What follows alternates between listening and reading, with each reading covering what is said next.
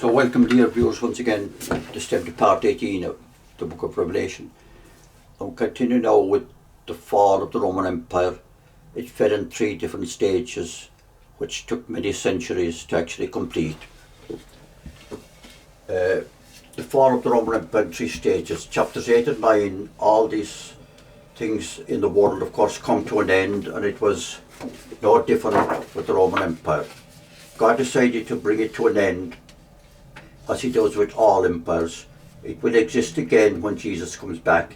It is taking shape now in front of our eyes as the European Union. It is however very different to the empire which existed in the past. The events which have happened since the fall of the Roman Empire have played a part in shaping the Europe of today, where the new Roman Empire will be. Many of these events are foretold in Revelation.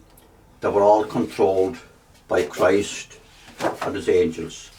The fall of the western third.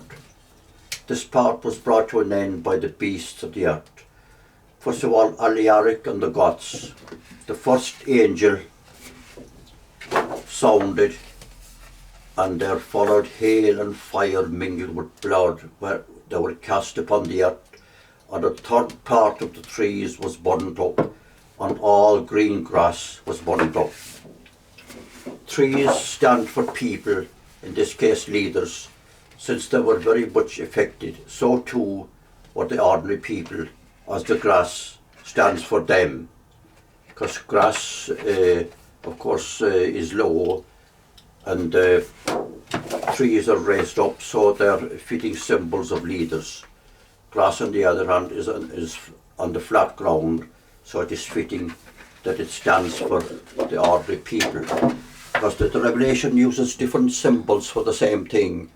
Mostly leaders are spoken of as heaven and the ordinary people as the earth, but here it uses a different symbol, and we can take it that the symbol which it uses fits in with the general events that it describes. Hail, fire and blood stand for war. The deaths which of course result from war is also definitely meant here. A third part, no, it's directing us to a particular part of the Roman Empire, 1/3, and that was the western third, the Western European third.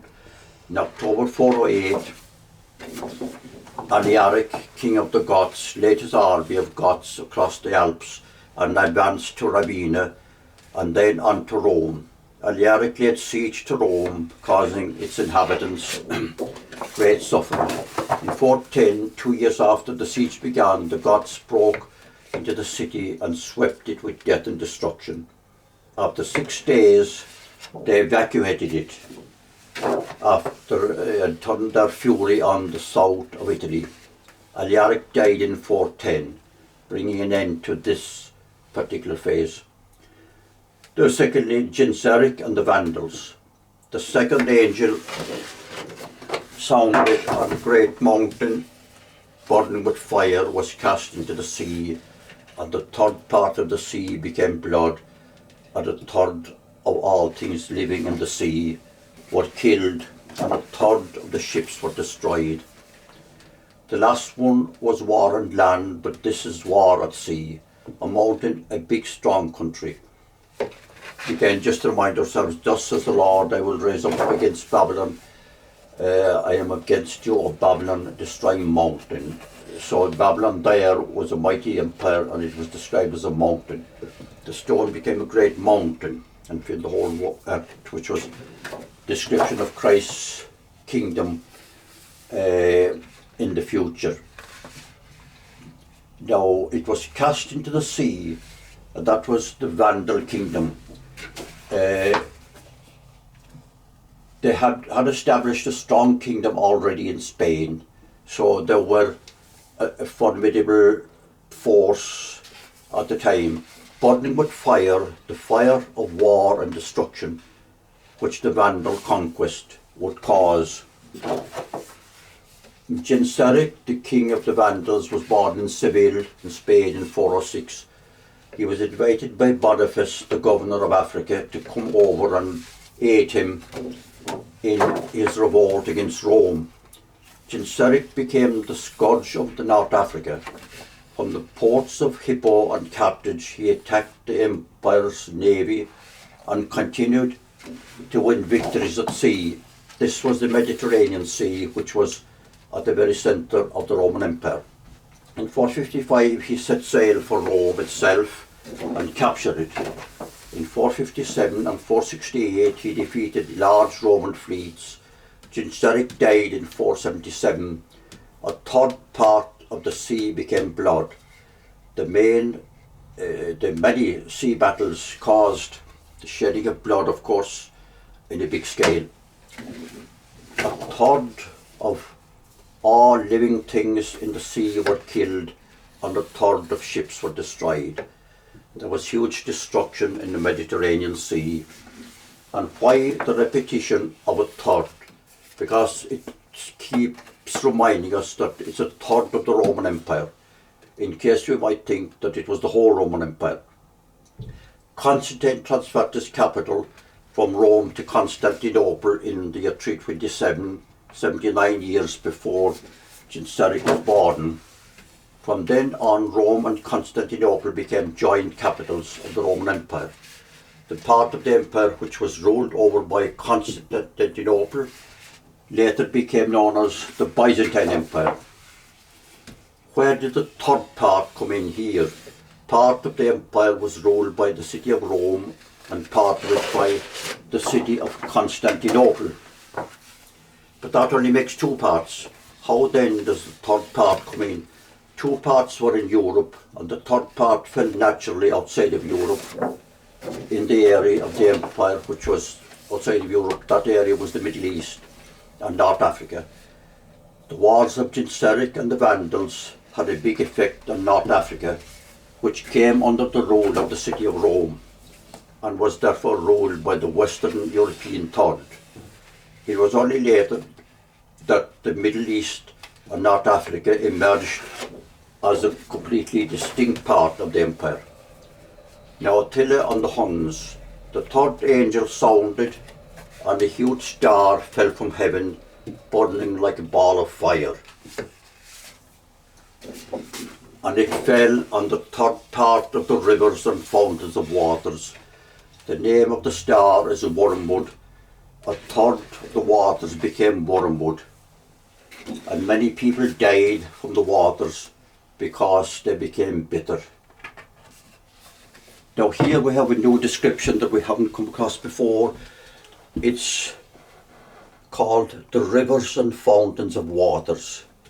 So that must be directing us to a part of Europe which contains a lot of major rivers and lakes.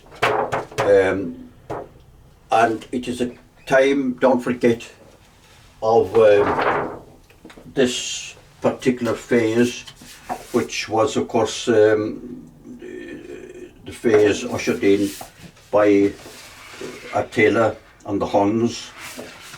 So it must fit in to the campaign of Attila and his armies, but it must be in the area of Europe which contains perhaps some of the biggest rivers of Europe, not necessarily in the local area, because you would expect that, but the broader area must contain some of the biggest rivers in Europe and some of the biggest lakes.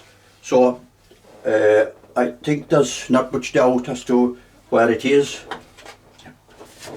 It's here, the land of rivers and fountains of waters, northern Italy mainly, but it actually includes this whole area of Switzerland and the Alps, northern Italy. Here we have a map showing the great rivers, some of the great rivers like the Danube, the Rhone, the Rhine. They're all there, and then of course you have all these great lakes as well. Shows them up here, shows the lakes there.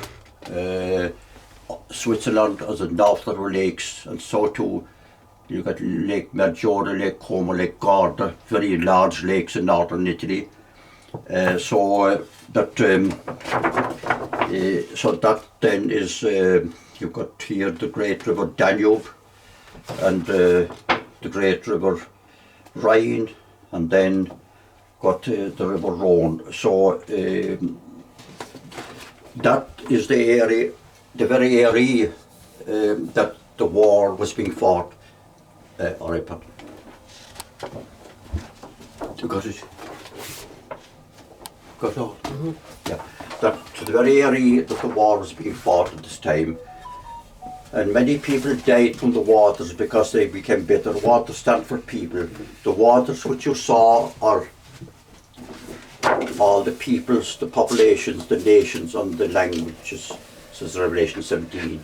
A huge star fell from heaven. A star is a prominent leader, so stars of heaven falling to the earth means leaders falling from power. However, the star is not called a star of heaven, but a star from heaven. So the different wording is telling us that they have different fates. This star is not falling from power, but actually arising to power. This is shown by the description given. So it's important, as I say, to bear in mind the slightly different wording that is used. The star was burning like a ball of fire. Fire causes destruction, and so too does war. This star would cause war. It fell upon the third part, the same third part of the empire as before, the western third, ruled by the city of Rome. Rivers and fountains of water, Switzerland and the surrounding area, and it's by no means confined to Switzerland. It includes certainly a lot of northern Italy as well. The three of the great rivers of Europe passed through it, the Rhine, the Rhone and the Danube. They passed through the larger area, Switzerland and its surroundings. And a big number of lakes, of course. The name of the star is Wormwood. Wormwood signifies bitterness. This is just what the star caused. The waters became wormwood, and many died from the water because it was made bitter. Two types of waters are being spoken about here. First, the literal waters of the rivers and lakes, and secondly, the symbolic waters of the peoples of the area. The waters became bitter, the bitterness caused by the war in the area of the rivers and lakes. Secondly, the people of the area, it was the peoples that were affected by the war, and not so much the rivers and lakes. The star is Attila the Hun. Attila and the Huns first attacked the Eastern Empire, causing great loss of life throughout Illyria and Greece. They then turned to the western part and northern Italy and the borders of Switzerland. It was in the northern province of Italy that Attila carried out his most destructive campaign. He levelled the prosperous city of Aquilina, and he destroyed the cities of Padua, Vicenza, Verona and Bergamo, which would all be roughly in the northern Italian area, not far from the Alps, and the general area of the rivers and fountains of waters. He laid waste the plains of Lombardy, and that's the northern tip of Italy beside the Alps.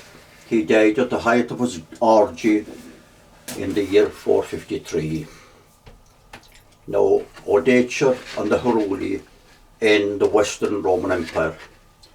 The fourth angel sounded, and a third of the sun, and a third of the moon, and a third of the stars were blasted, so that the light of the third of them went out.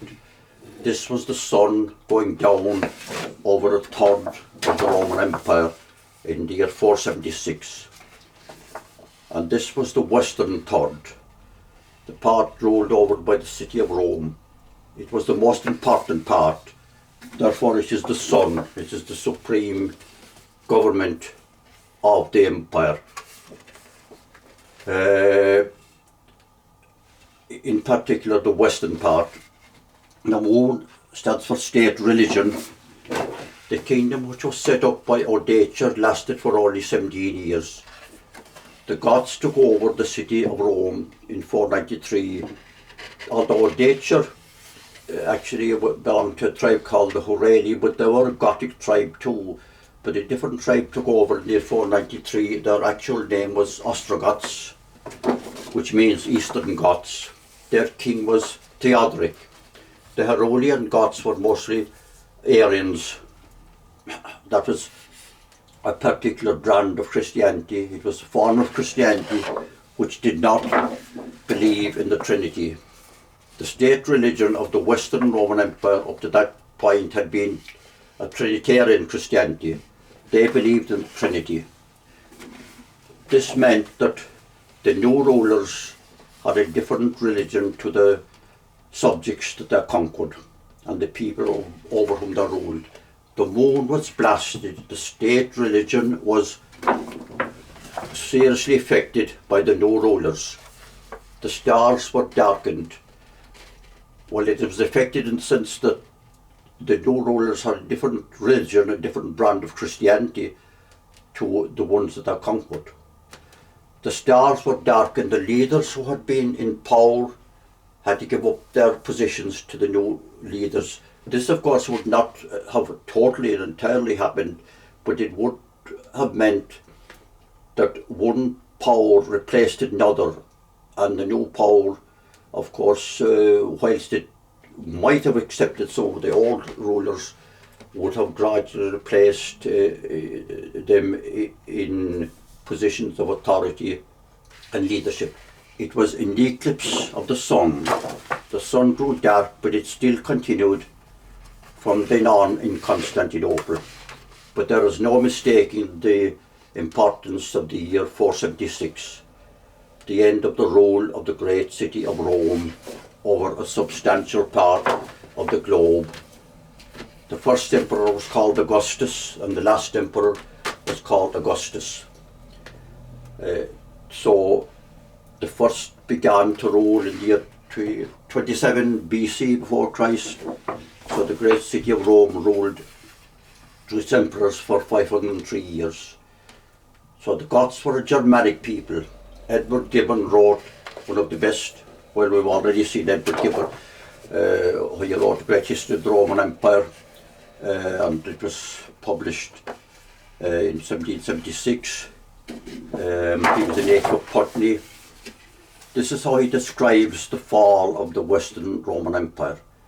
The splendid days of Augustus and Trajan were eclipsed by a cloud of ignorance. Audacious was the first barbarian. He actually conquered Rome in 476 at the head of the Horan'S, who reigned in Italy over a people who had once asserted their superiority above the rest of mankind. I have now accomplished the laborious narrative of the decline and fall of the Roman Empire from the fortunate age of Trajan and the Antonias to the latest extinction in the West about 5 centuries after the Christian era. All the subjects of the empire who by the use of the Latin language more particularly deserved the name and privileges of Romans were oppressed by the disgrace and calamities of foreign conquest, and the victorious countries of Germany established a new system of manners and government in the western countries of Europe. Wikipedia says, the Western Empire never had the strength to rise again. So the last emperor in Rome reigned, or resigned in the year 476. That was 1543 years ago. From that day to this, no emperor has ever reigned in the city of Rome. So, should we? Yeah, just this now. Lovely. Can you put it up there, please, Neil?